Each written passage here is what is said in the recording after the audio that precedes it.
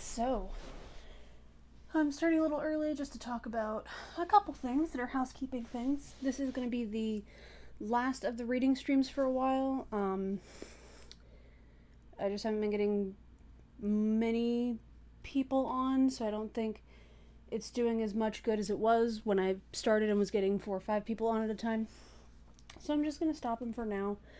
What I am going to do instead, though, is I'm actually going to be switching to a Sunday morning gaming stream, probably around 10 a.m. EST. I'm going to put a poll up on Twitter. You'll have about a month to really respond, and let me know what time works best for people to show up and watch. So, make sure you follow me on Twitter so that I can get those updates to you, and so that we can work out when people would want to watch a gaming stream on Sunday mornings. So then what'll happen is I'll have 2 gaming streams. I'll have my Thursday gaming stream with one game and my Sunday gaming stream with another game. Yeah, and that's the big update with this. It's been very hot today, and I've been doing a lot of gardening, so I'm a little glistening. Otherwise, we are going to be reading The Wonderful Wizard of Oz. It is from 18 something, like 1898, I think, is when it was originally published. But The Wonderful Wizard of Oz by L. Frank Baum, which some of you may be familiar with through the movie or through many various cultural adaptations of it. It's a fun book. I haven't read it in a while, and I think it'll be a good way to lead this little series out as we bring a new series in. But yeah, so most likely what it's going to look like is I'm going to put a survey up to find out what times are good, and then we will start transitioning that. And for a little bit, I'm going to have 2 streams on Sunday, the reading stream and the gaming stream, as we transition to that new format. So yeah, thanks for joining me through this, I think, year and a half of reading streams. If you've been here, even if you've only been here like half the time, it's been fun. And I've gotten through a lot of books, but I'm also running out of public domain books to read that are appropriate for stream. So yeah. The Wonderful Wizard of Oz by L. Frank Baum. Chapter 1. The Cyclone. Dorothy lived in the midst of the great Kansas prairies with Uncle Henry, who was a farmer, and Aunt Em, who was the farmer's wife. Their house was small, for the lumber to build it had to be carried by wagon many miles. There were 4 walls, a floor, and a roof, which made one room, and this room contained a rusty-looking cook stove, a cupboard for the dishes, a table, 3 or 4 chairs, and the beds. Uncle Henry and Aunt Em had a big bed in one corner, and Dorothy had a little bed in another corner. There was no garret at all, and no cellar except a small hole dug in the ground called a cyclone cellar, where the family could go in case one of those great whirlwinds arose mighty enough to crush any building in its path. It was reached by a trap door in the middle of the floor, from which a ladder led down into the small dark hole. When Dorothy stood in the doorway and looked around, she could see nothing but the great gray prairie on every side. Not a tree nor a house broke the broad sweep of flat country that reached to the edge of the sky in all directions. The sun had baked the plowed land into a gray mass, with little cracks running through it. Even the grass was not green, for the sun had burned the tops of the long blades until they were the same gray color to be seen everywhere. Once the house had been painted, but the sun blistered the paint, and the rains washed it away, and now the house was as dull and gray as everything else. When Aunt Em came there to live, she was a young, pretty wife. The sun and wind had changed her, too. They had taken the sparkle from her eyes and left them a sober gray. They had taken the red from her cheeks and lips, and they were gray also. She was thin and gaunt, and never smiled now. When Dorothy, who was an orphan, first came to her, Aunt Em had been so startled by the child's laughter that she would scream and press her hand upon her heart whenever Dorothy's merry voice reached her ears. And she still looked at the little girl with wonder that she could find anything to laugh at. Uncle Henry never laughed. He worked hard from morning till night and did not know what joy was. He was gray also, from his long beard to his rough boots, and he looked stern and solemn and rarely spoke. It was Toto that made Dorothy laugh and saved her from growing as gray as her other surroundings.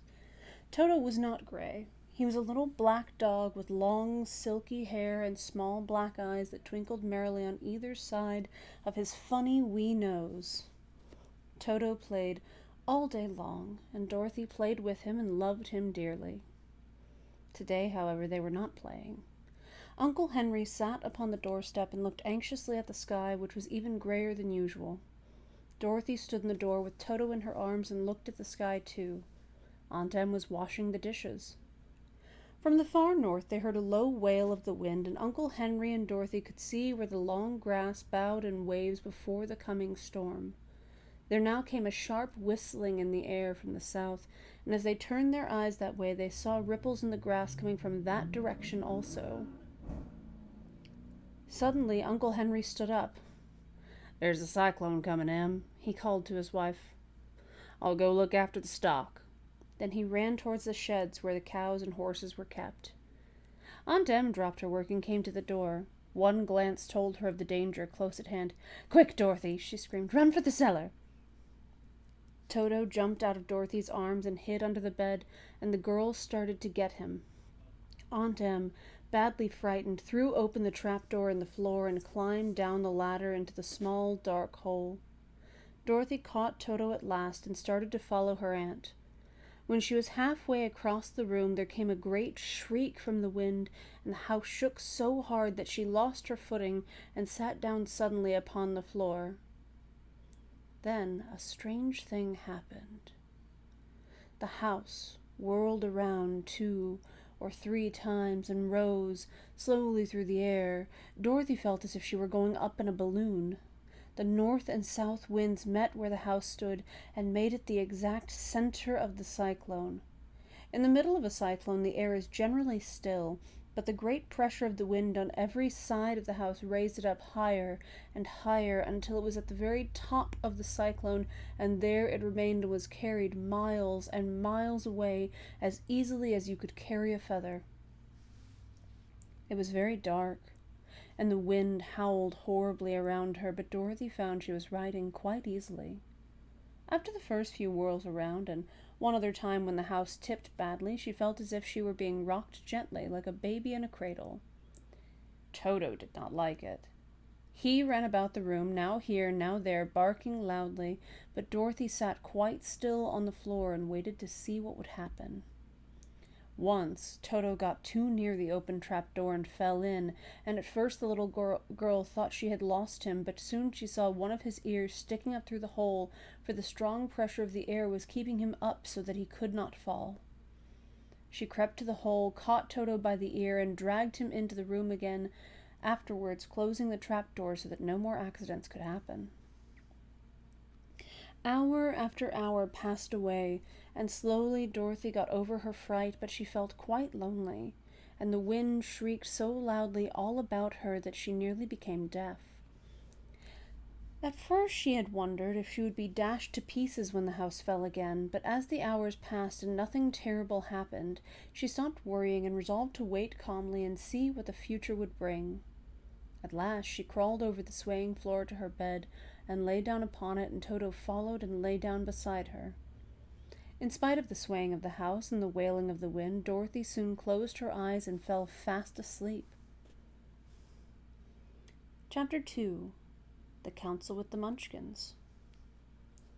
She was awakened by a shock, so sudden and severe that if Dorothy had not been lying on the soft bed, she might have been hurt. As it was, the jar made her catch her breath and wonder what had happened, and Toto put his cold little nose into her face and whined dismally. Dorothy sat up and noticed that the house was not moving, nor was it dark, for the bright sunshine came in at the window, flooding the little room. She sprang from her bed, and with Toto at her heels ran and opened the door. The little girl gave a cry of amazement and looked about her, her eyes growing bigger and bigger at the wonderful sight she saw. The cyclone had set the house down very gently, for a cyclone, in the midst of a country of marvelous beauty. There were lovely patches of greensward all about, with stately trees bearing rich and luscious fruits. Banks of gorgeous flowers were on every hand, and birds with rare and brilliant plumage sang and fluttered in the trees and bushes. A little way off was a small brook, rushing and sparkling along between green banks and murmuring in a voice very grateful to a little girl who had lived so long on the dry, gray prairies. While she stood looking eagerly at the strange and beautiful sights, she noticed coming toward her a group of the queerest people she'd ever seen. They were not so big as the grown folk she'd always been used to, but neither were they very small.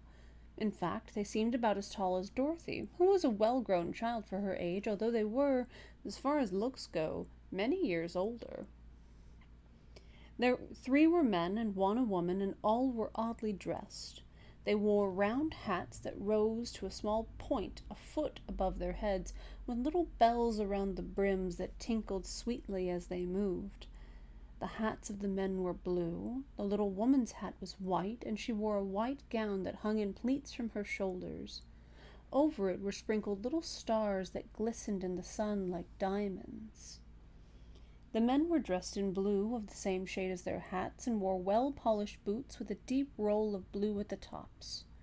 The men, Dorothy thought, were about as old as Uncle Henry, for two of them had beards, but the little woman was doubtless much older. Her face was covered with wrinkles, her hair was nearly white, and she walked rather stiffly. When these people drew nearer the house where Dorothy was standing in the doorway, they paused and whispered among themselves as if afraid to come farther. But the little old woman walked up to Dorothy, made a low bow, and said in a sweet voice, "You're welcome, most noble sorceress, to the land of the Munchkins. We are so grateful to you for having killed the Wicked Witch of the East and for setting our people free from bondage." Dorothy listened to this speech with wonder. What could the little woman possibly mean by calling her a sorceress and saying she had killed the Wicked Witch of the East? Dorothy was an innocent, harmless little girl who had been carried by a cyclone many miles from home, and she'd never killed anything in all her life. But the little woman evidently expected her to answer, so Dorothy said with hesitation, "You're very kind, but there must be some mistake. I have not killed anything." "Well, your house did anyway," replied the little old woman with a laugh, "and that is the same thing. See," she continued, pointing to the corner of the house. "There are her 2 feet, still sticking out from under a block of wood."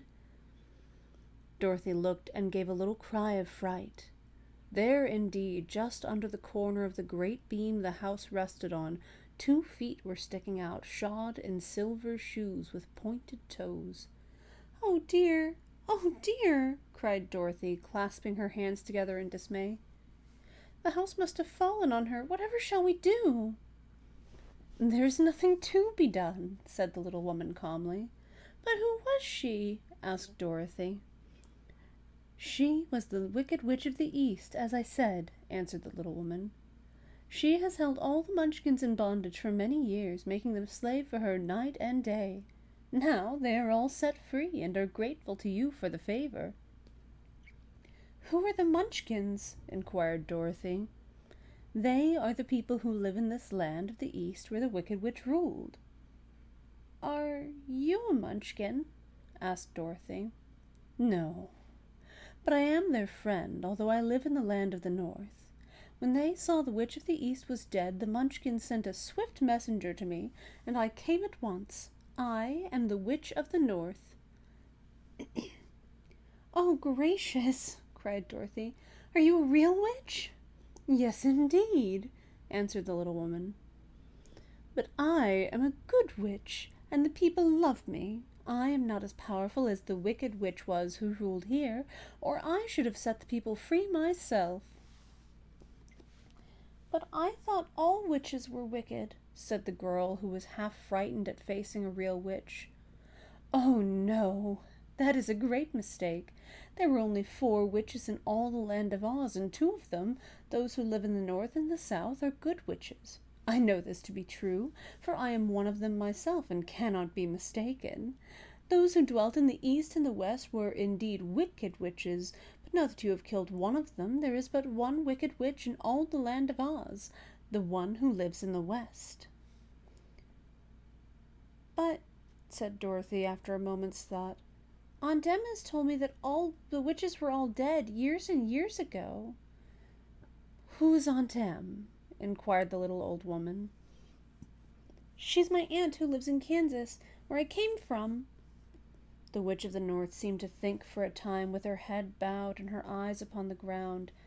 Then she looked up and said, "I do not know where Kansas is, for I have never heard that country mentioned before, but tell me, is it a civilized country?" "Oh, yes," replied Dorothy. "Then that accounts for it. In the civilized countries I believe there are no witches left, nor wizards, nor sorceresses, nor magicians, but you see, the land of Oz has never been civilized, for we are cut off from all the rest of the world. Therefore we still have witches and wizards among us." "Who are the wizards?" asked Dorothy. "Oz himself is the great wizard," answered the witch, sinking her voice to a whisper. "He is more powerful than all the rest of us together. He lives in the City of Emeralds." Dorothy was going to ask another question, but just then the Munchkins, who had been standing silently by, gave a loud shout and pointed to the corner of the house where the wicked witch had been lying. "What is it?" asked the little old woman, and looked and began to laugh. The feet of the dead witch had disappeared entirely, and nothing was left but the silver shoes. "Well, she was so old," explained the Witch of the North, "that she dried up quickly in the sun.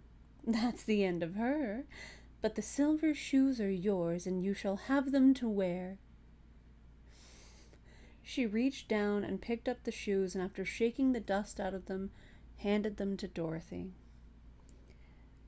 "The witch in the East was proud of those silver shoes," said one of the Munchkins, "and there is some charm connected with them, but what it is we never knew."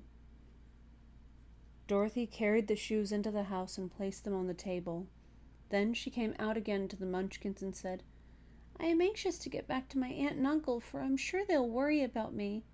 Can you help me find my way?" The Munchkins and the witch first looked at one another and then at Dorothy and then shook their heads. "At the east, not far from here," said one, "there is a great desert, and none could live to cross it." "It's the same in the south," said another, "for I have been there and seen it. The south is the country of the Quadlings."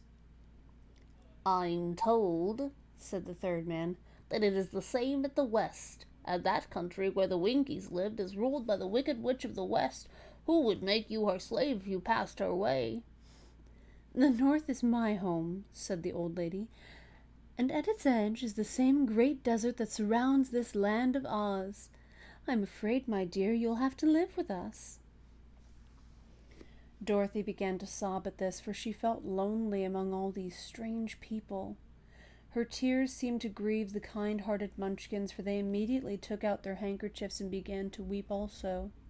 As for the little old woman, she took off her cap and balanced the point on the end of her nose while she counted 1, 2, 3 in a solemn voice. At once the cap changed to a slate on which was written in big white chalk marks, "Let Dorothy go to the City of Emeralds." The little old woman took the slate from her nose, and having read the words on it, asked, "Is your name Dorothy, my dear?" "Yes," answered the child, looking up and drying her tears. "Then you must go to the City of Emeralds. Perhaps Oz will help you." "Where is this city?" asked Dorothy. "It is exactly in the center of the country and is ruled by Oz, the great wizard I told you of." "Is he a good man?" inquired the girl anxiously. "He is a good wizard. Whether he is a man or not, I cannot tell, for I have never seen him." "How can I get there?" asked Dorothy. "You must walk.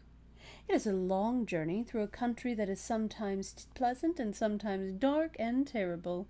However, I will use all the magic arts I know of to keep you from harm." "Won't you go with me?" pleaded the girl, who had begun to look upon the little old woman as her only friend. "No, I cannot do that," she replied. "But I will give you my kiss, and no one will dare injure a person who has been kissed by the Witch of the North." She came close to Dorothy and kissed her gently on the forehead. Where her lips touched the girl, they left a round, shining mark, as Dorothy found out soon after. "The road to the City of Emeralds is paved with yellow brick," said the witch, "so you cannot miss it. When you get to Oz, do not be afraid of him, but tell your story and ask him to help you.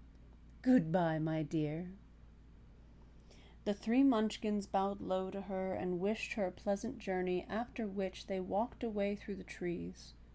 The witch gave Dorothy a friendly little nod, whirled around on her left heel 3 times, and straightway disappeared, much to the surprise of little Toto, who barked after her loudly enough when she had gone because he'd been afraid even to growl while she stood by. But Dorothy, knowing her to be a witch, had expected her to disappear in just that way, and was not surprised in the least.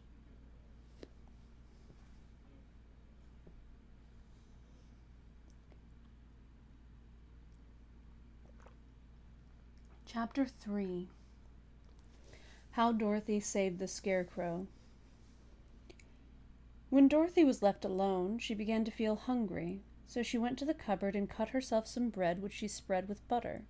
She gave some to Toto, and taking a pail from the shelf, she carried it down to the little brook and filled it with clear, sparkling water. Toto ran over to the trees and began to bark at the birds sitting there. Dorothy went to get him and saw such delicious fruit hanging from the branches that she gathered some of it, finding it just what she wanted to help out her breakfast. Then she went back to the house, and having helped herself and Toto to a good drink of the cool, clear water, she set about making ready for the journey to the City of Emeralds. Dorothy had only one other dress, but that happened to be clean and was hanging on a peg beside her bed. It was gingham, with checks of white and blue, and although the blue was somewhat faded with many washings, it was still a pretty frock. The girl washed herself carefully, dressed herself in the clean gingham, and tied her pink sunbonnet on her head. She took a little basket and filled it with bread from the cupboard, laying a white cloth over the top.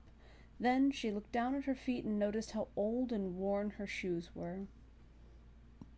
"They surely will never do for a long journey, Toto," she said, and Toto looked up into her face with his little black eyes and wagged his tail to show he knew what she meant.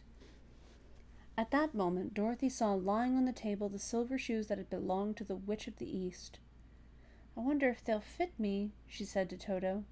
"They would be just the thing to take a long walk in, for they could not wear out." She took off her old leather shoes and tried on the silver ones, which fitted her as well as if they'd been made for her. Finally, she picked up her basket. "Come along, Toto," she said. "We will go to the Emerald City and ask the Great Oz how to get back to Kansas again." She closed the door, locked it, and put the key carefully in the pocket of her dress. And so, with Toto trotting along soberly behind her, she started on her journey. There were several roads nearby, but it did not take her long to find the one paved with yellow bricks. Within a short time she was walking briskly toward the Emerald City, her silver shoes tinkling merrily on the hard yellow roadbed. The sun shone bright, and the birds sang sweetly, and Dorothy did not feel nearly so bad as you might think a little girl who had suddenly been whisked away from her own country and set down in the midst of a strange land. She was surprised as she walked along to see how pretty the country was about her. There were neat fences at the side of the road, painted a dainty blue color, and beyond them were fields of grain and vegetables in abundance. Evidently, the Munchkins were good farmers and able to raise large crops. Once in a while she would pass a house, and the people came out to look at her and bow low as she went by, for everyone knew she had been the means of destroying the wicked witch and setting them free from bondage.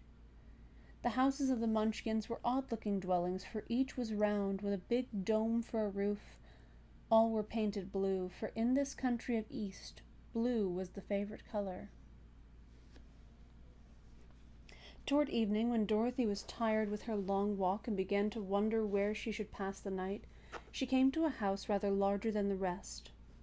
On the green lawn before it, many men and women were dancing. 5 little fiddlers played as loudly as possible, and the people were laughing and singing, while a big table nearby was loaded with delicious fruits and nuts, pies and cakes, and many other good things to eat. The people greeted Dorothy kindly and invited her to supper and to pass the night with them, for this was the home of one of the richest Munchkins in the land, and his friends were gathered with him to celebrate their freedom from the bondage of the wicked witch. Dorothy ate a hearty supper and was waited upon by the rich Munchkin himself, whose name was Bok. Then she sat upon a settee and watched the people dance. When Bok saw her silver shoes, he said, "You must be a great sorceress." "Why?" asked the girl. "Because you wear silver shoes and have killed the wicked witch. Besides, you have white in your frock, and only witches and sorceresses wear white." "But my dress is blue and white checked," said Dorothy, smoothing the wrinkles out of it. "It is kind of you to wear that," said Bok. "Blue is the color of the Munchkins, and white is the witch color, so we know you are a friendly witch." Dorothy did not know what to say to this, for all the people seemed to think her a witch, and she knew very well she was only an ordinary little girl who had come by the chance of a cyclone into a strange land. When she had tired watching the dancing, Bok led her into the house, where he gave her a room with a pretty bed in it. The sheets were made of blue cloth, and Dorothy slept soundly in them till morning, with Toto curled up on the blue rug beside her. She ate a hearty breakfast and watched a wee Munchkin baby who played with Toto and pulled his tail and crowed and laughed in a way that greatly amused Dorothy. Toto was a fine curiosity to all the people, for they had never seen a dog before. "How far is it to Emerald City?" the girl asked. "I do not know," answered Bok gravely, "for I have never been there. It is better for people to keep away from Oz unless they have business with him, but it is a long way to the Emerald City, and it will take you many days. The country here is rich and pleasant, but you must pass through rough and dangerous places before you reach the end of your journey." This worried Dorothy a little, but she knew that only the great Oz could help her get back to Kansas again, so she resolved bravely not to turn back. She bade her friends goodbye and again started along the road of yellow brick. When she had gone several miles, she thought she would stop to rest, and so climbed to the top of the fence beside the road and sat down. There was a great cornfield beyond the fence, and not far away she saw a scarecrow placed high on a pole to keep the birds from the ripe corn. Dorothy leaned her chin upon her hand and gazed thoughtfully at the scarecrow. Its head was a small sack stuffed with straw, with eyes, nose, and mouth painted on it to represent a face. An old, pointed blue hat that had belonged to some Munchkin was perched on his head, and the rest of the figure was a blue suit of clothes, worn and faded, which had also been stuffed with straw.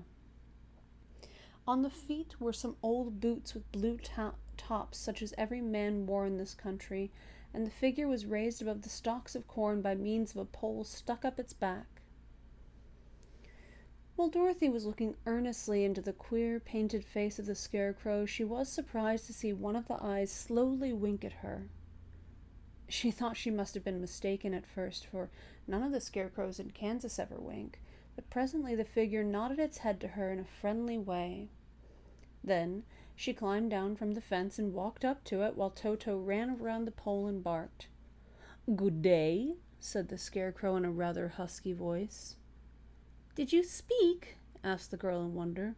"Certainly," answered the scarecrow. "How do you do?" "I'm pretty well, thank you," replied Dorothy politely. "How do you do?" "Well, I'm not feeling very well," said the scarecrow with a smile, "for it is very tedious being perched up here night and day to scare away crows." "Can't you get down?" asked Dorothy. "No, for this pole is stuck up my back. If you will please take away the pole, I shall be greatly obliged to you." Dorothy reached up both arms and lifted the figure off the pole, for being stuffed with straw it was quite light. "Thank you very much," said the Scarecrow when he had been set down on the ground. "I feel like a new man." Dorothy was puzzled at this, for it sounded queer to hear a stuffed man speak and to see him bow and walk along beside her. "Who are you?" asked the Scarecrow when he had stretched himself and yawned. "And where are you going?" "My name is Dorothy," said the girl, "and I'm going to the Emerald City to ask the Great Oz to send me back to Kansas." "Where's the Emerald City?" he inquired. "And who is Oz?" "Why, don't you know?" she returned in surprise. "No, indeed. I don't know anything. You see, I'm stuffed, so I have no brains at all," he answered sadly. "Oh," said Dorothy, "I'm awfully sorry for you." "Do you think," he asked, "if I go to the Emerald City with you, that Oz would give me some brains?" "I cannot tell," she returned, "but you may come with me if you like. If Oz will not give you any brains, you'll be no worse off than you are now." "That is true," said the Scarecrow. "You see," he continued confidentially, "I don't mind my legs and arms and body being stuffed because I cannot get hurt. If anyone treads on my toes or sticks a pin into me, it doesn't matter, for I can't feel it. But I do not want people to call me a fool, and if my head stays stuffed with straw instead of with brains as yours is, how am I to ever know anything?" "I understand how you feel," said the little girl, who was truly sorry for him. "If you'll come with me, I'll ask Oz to do all he can for you." "Thank you," he answered gratefully. They walked back to the road. Dorothy helped him over the fence, and they started along the path of yellow brick for the Emerald City. Toto did not like this addition to the party at first. He smelled around the stuffed man as if he suspected there might be a nest of rats in the straw, and he often growled in an unfriendly way at the Scarecrow. "Don't mind Toto," said Dorothy to her new friend. "He never bites." "Oh, I'm not afraid," replied the Scarecrow. "He can't hurt the straw. Do let me carry that basket for you. I shall not mind it, for I can't get tired. I'll tell you a secret," he continued as he walked along. "There is only one thing in the world I am afraid of." "Well, what's that?" asked Dorothy. "The Munchkin farmer who made you?" "No," answered the Scarecrow. "It's a lighted match." Chapter 4. The Road Through the Forest.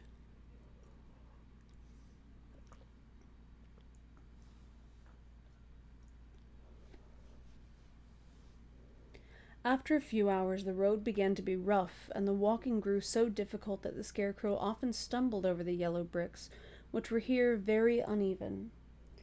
Sometimes, indeed, they were broken or missing altogether, leaving holes that Toto jumped across and Dorothy walked around. As for the Scarecrow, having no brains, he walked straight ahead, and so stepped into the holes and fell at full length on the hard bricks. It never hurt him, however, and Dorothy would pick him up and set him upon his feet again while he joined her in laughing merrily at his own mishap. The farms were not nearly so well cared for here as they were farther back. There were fewer houses and fewer fruit trees, and the farther they went, the more dismal and lonesome the country became. At noon they sat down by the roadside near a little brook, and Dorothy opened her basket and got out some bread. She offered a piece to the Scarecrow, but he refused. "I am never hungry," he said, "and it is a lucky thing I am not, for my mouth is only painted, and if I should cut a hole in it so I could eat, the straw I'm stuffed with would come right out, and that would spoil the shape of my head." Dorothy saw at once that this was true, so she only nodded and went on eating her bread. "Tell me something about yourself and the country you came from," said the Scarecrow when she had finished her dinner. So she told him all about Kansas, and how gray everything was there, and how the cyclone had carried her to this queer land of Oz. The Scarecrow listened carefully and said, "I cannot understand why you should wish to leave this beautiful country and go back to the dry, gray place you call Kansas." "Well, that is because you have no brains," answered the girl. "No matter how dreary and gray our homes are, we people of flesh and blood would rather live there than in any other country, be it ever so beautiful. There's no place like home." The Scarecrow sighed. "Of course I cannot understand it," he said. "If your heads were stuffed with straw like mine, you would probably all live in the beautiful places, and then Kansas would have no people at all." It is fortunate for Kansas that you have brains. Won't you tell me a story while we're resting? Asked the child. The Scarecrow looked at her reproachfully and answered, My life has been so short that I really know nothing whatever. I was only made day before yesterday.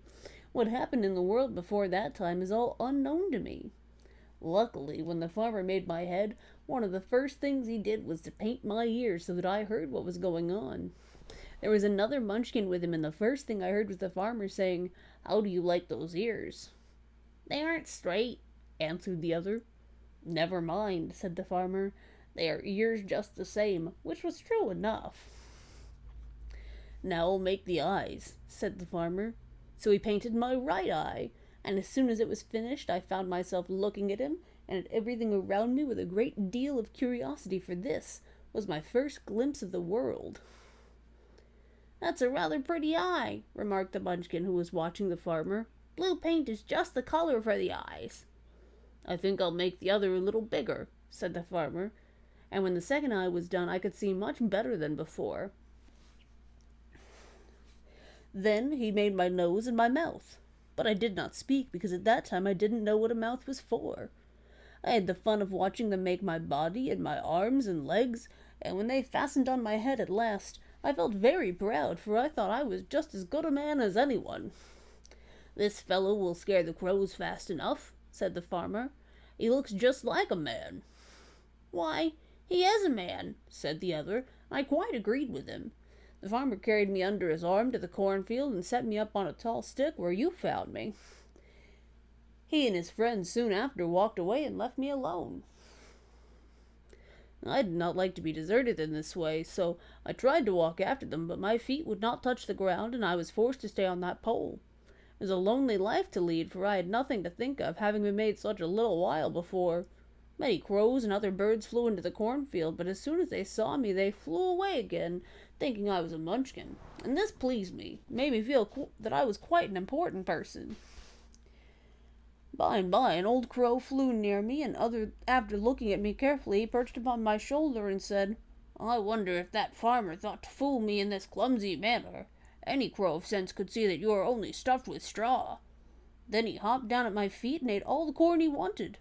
The other birds, seeing he was not harmed by me, came to eat the corn too. So in a short time there was a great flock of them about me.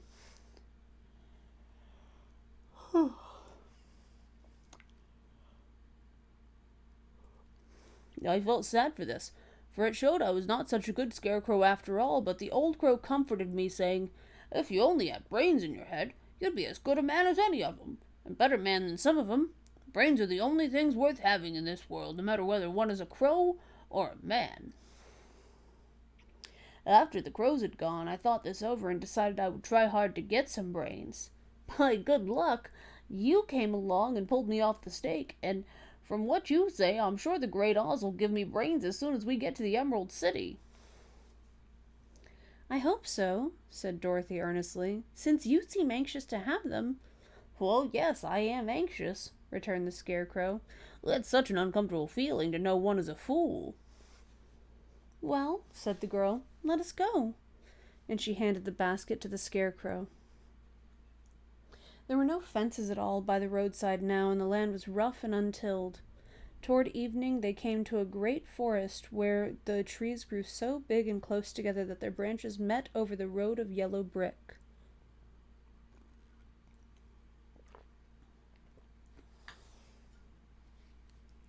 It was almost dark under the trees, for the branches shut out the daylight, but the travelers did not stop and went on into the forest.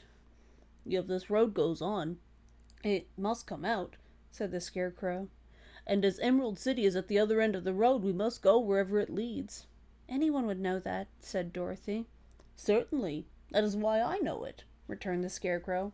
If it required brains to figure it out, I never should have said it. After an hour or so, the light faded away and they found themselves stumbling along in the darkness. Dorothy could not see at all, but Toto could, for some dogs see very well in the dark, and the Scarecrow declared he could see as well as by day, so she took hold of his arm and managed to get along fairly well. If you see any house or any place where we can pass the night, she said, You must tell me, for it is very uncomfortable walking in the dark." Soon after, the Scarecrow stopped. "I see a little cottage at the right of us," he said, "built of logs and branches. Shall we go there?" "Yes, indeed," answered the child. "I'm all tired out." So the Scarecrow led her through the trees until they reached the cottage, and Dorothy entered and found a bed of dried leaves in one corner.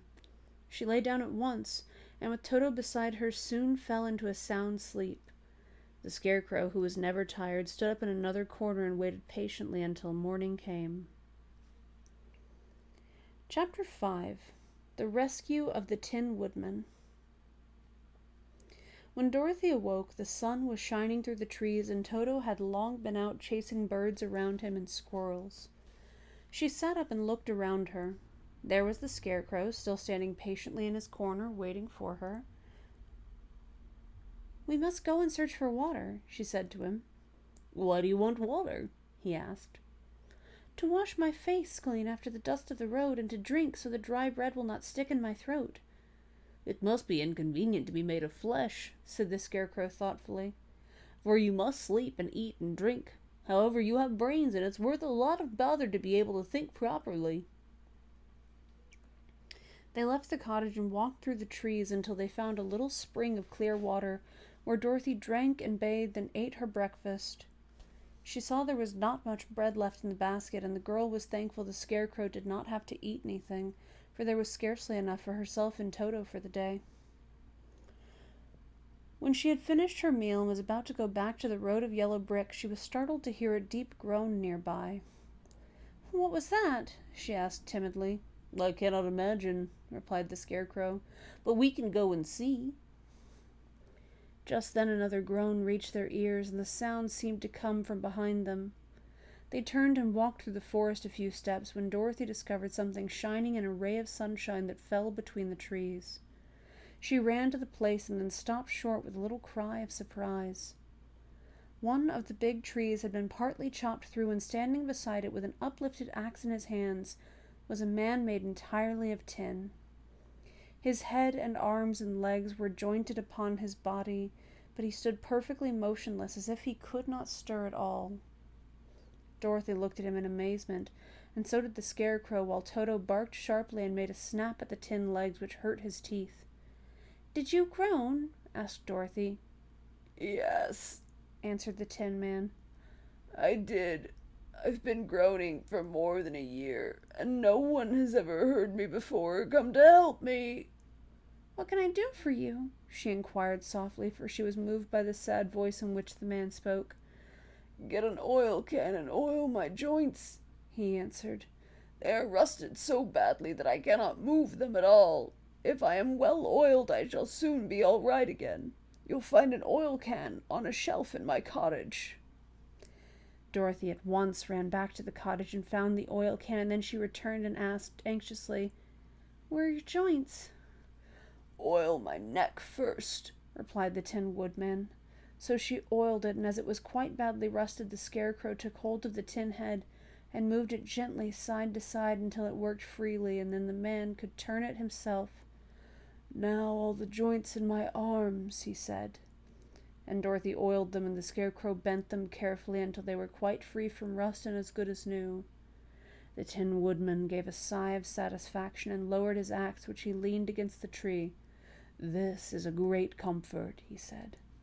"I've been holding that axe in the air ever since I rusted, and I'm glad to be able to put it down at last. Now, if you'll oil the joints of my legs, I shall be all right once more." So they oiled his legs until he could move them freely, and he thanked them again and again for his release, for he seemed a very polite creature and very grateful. "I might have stood there always if you had not come along," he said. "So you have certainly saved my life. How did you happen to be here?" "We are on our way to the Emerald City to see the Great Oz," she answered, "and we stopped at your cottage to pass the night." "Why do you wish to see Oz?" he asked. "I want him to send me back to Kansas, and the Scarecrow wants him to put a few brains into his head," she replied.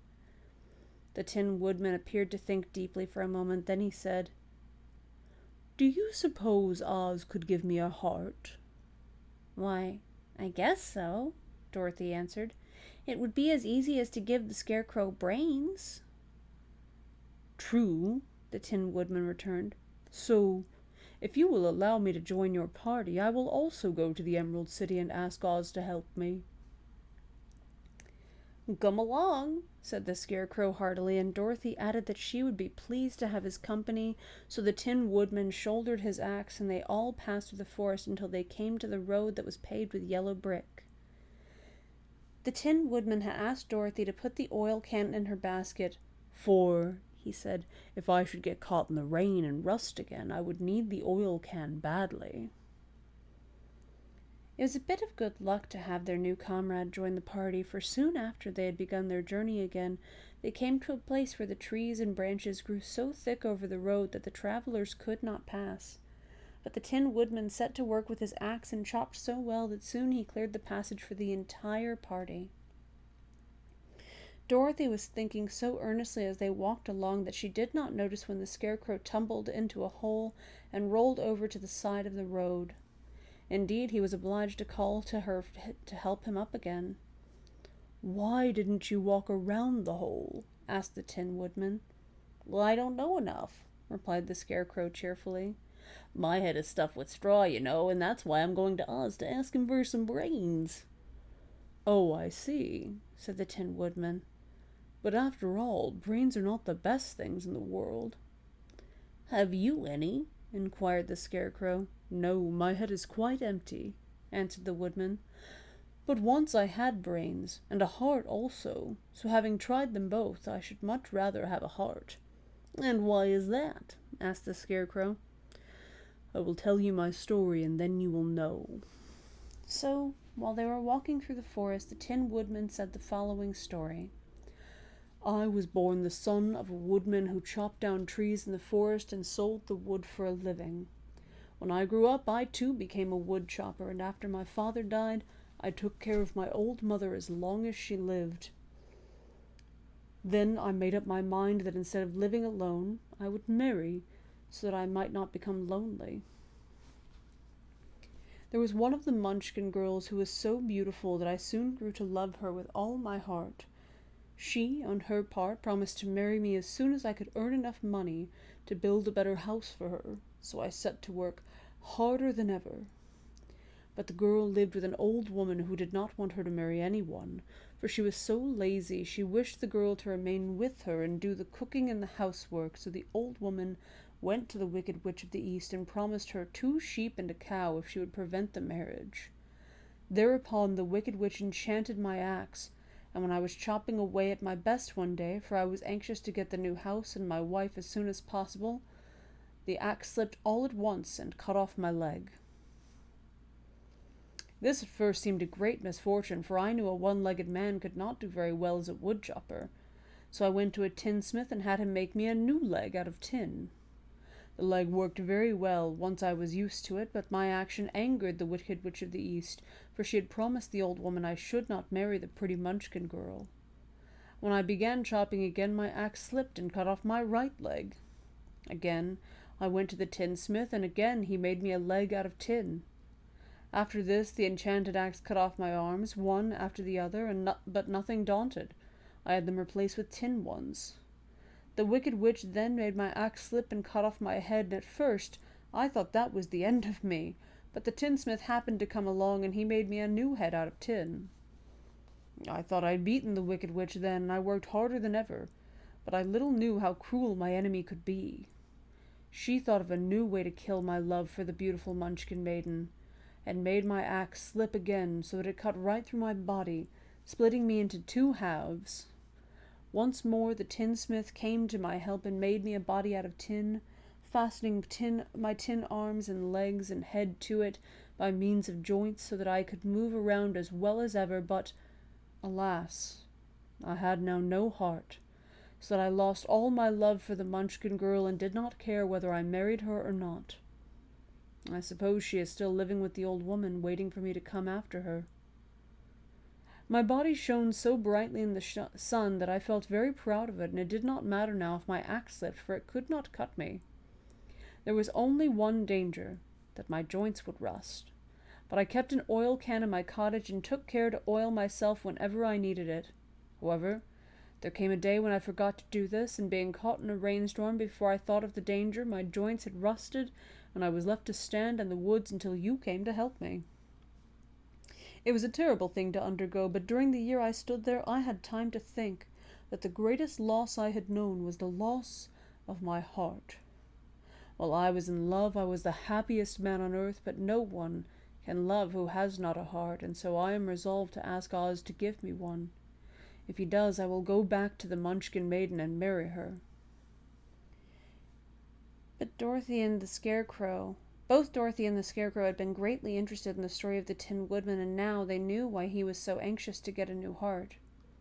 "All the same," said the Scarecrow, "I shall ask for brains instead of a heart, for a fool would not know what to do with a heart if he had one." "I shall take the heart," returned the Tin Woodman, "for brains do not make one happy, and happiness is the best thing in the world."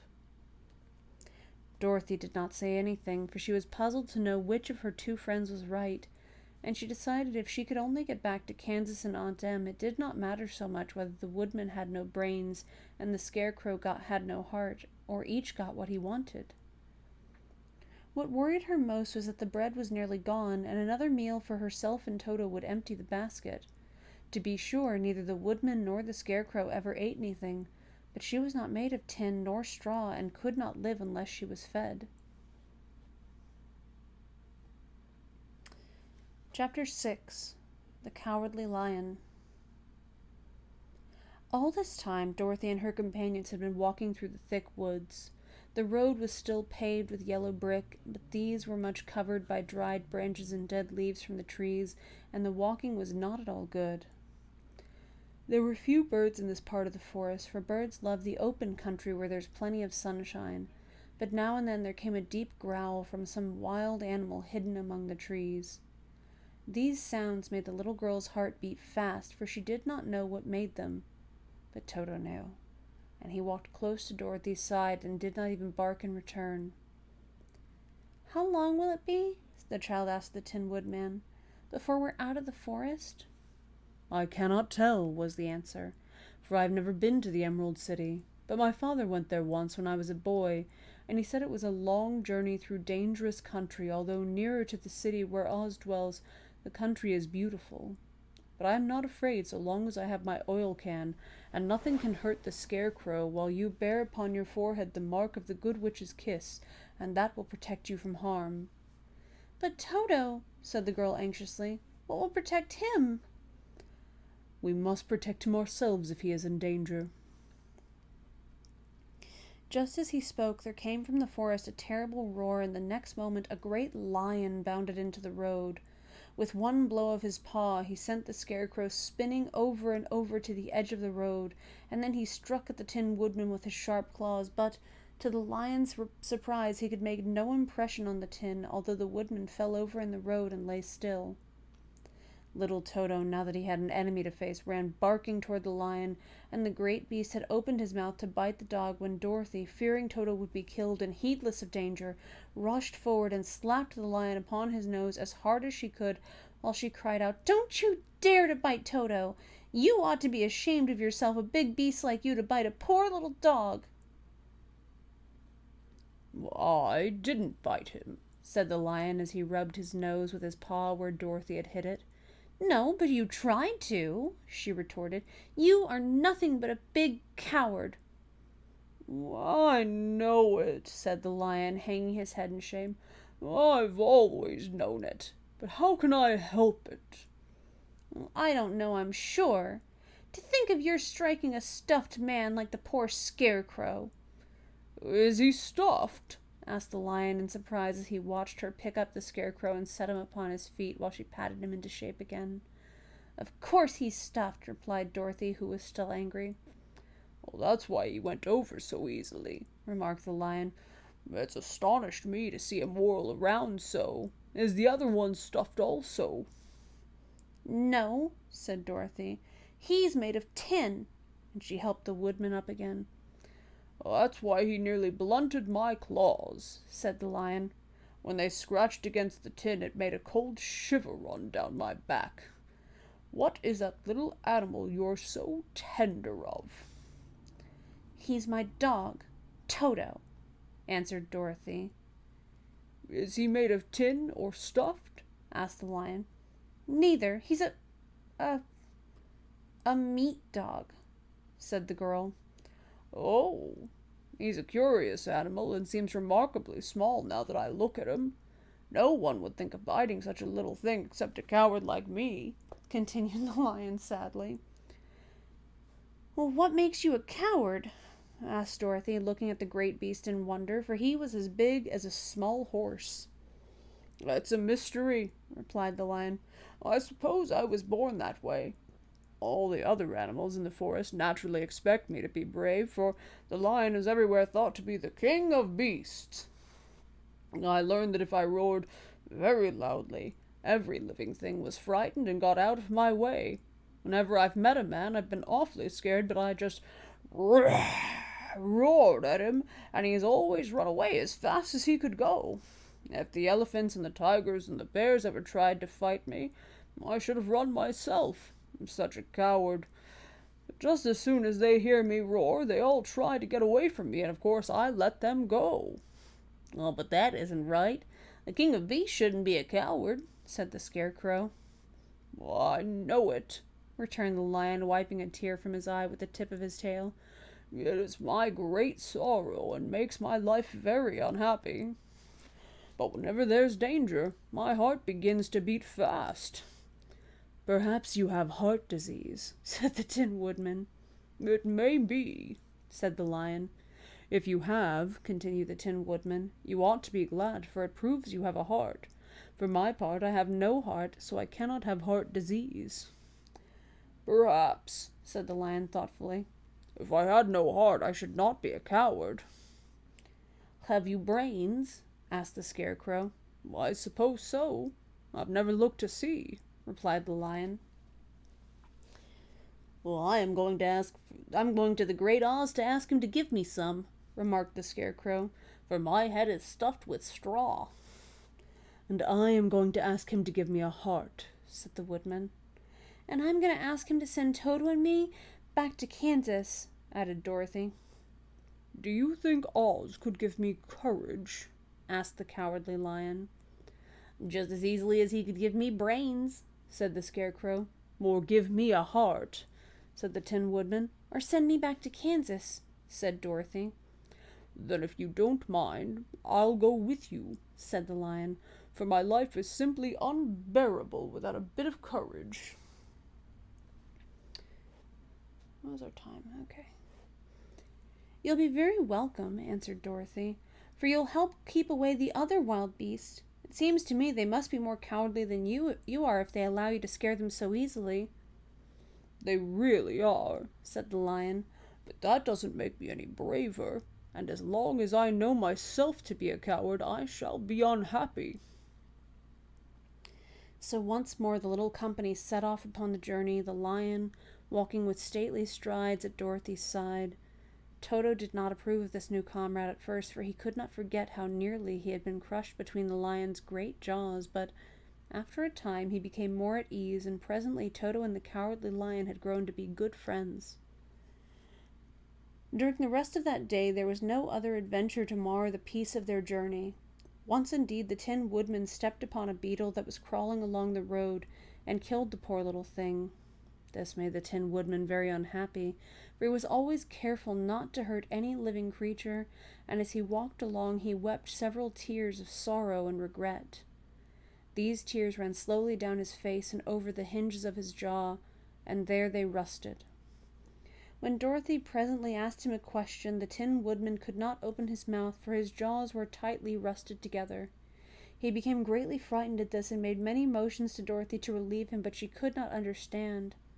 The lion was also puzzled to know what was wrong, but the Scarecrow seized the oil can from Dorothy's basket and oiled the Woodman's jaws, so that after a few moments he could talk as well as before.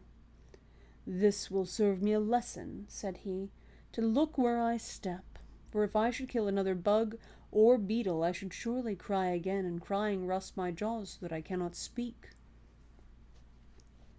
Thereafter he walked very carefully with his eyes on the road, and when he saw a tiny ant toiling by, he would step over it so as not to harm it. The Tin Woodman knew very well he had no heart, and therefore he took great care never to be cruel or unkind to anything. "You people with hearts," he said, "have something to guide you and need never do wrong, but I have no heart, and so I must be very careful. When Oz gives me a heart, of course, I needn't mind so much." And given the time, I think that is where we are going to leave off today. Just as a reminder, there's going to be a poll on Twitter about times, because this is going to be our last book on the reading stream, because I'm running out of public domain books, and also because I just haven't had good engagement on this stream. So I'm going to have a poll on Twitter on what time y'all would like to see a gaming stream on Sundays. I'm going to be aiming for morning. And yeah, this is going to be our last book on the reading stream for a while. I'm really glad that everyone who's joined me has joined me for this 1.5 years of reading books on Twitch. And I hope you will enjoy this last book we read. Like I said, for a while. It may come back if I'm feeling up to it again. Yeah. Thank you so much for joining me today. I hope you'll join me on Thursday as we continue Ori and the Blind Forest. Make sure to tune in to ATL by Night on Tuesday for our Bite Notes season summary of Season 5. And if you want to go back and see me in some TTRPG stuff, I was in a stream on Friday on the Bard's Playhouse, and you can watch me on VOD. Thank you so much for joining me, and I hope y'all have a lovely rest of your weekend and a nice night.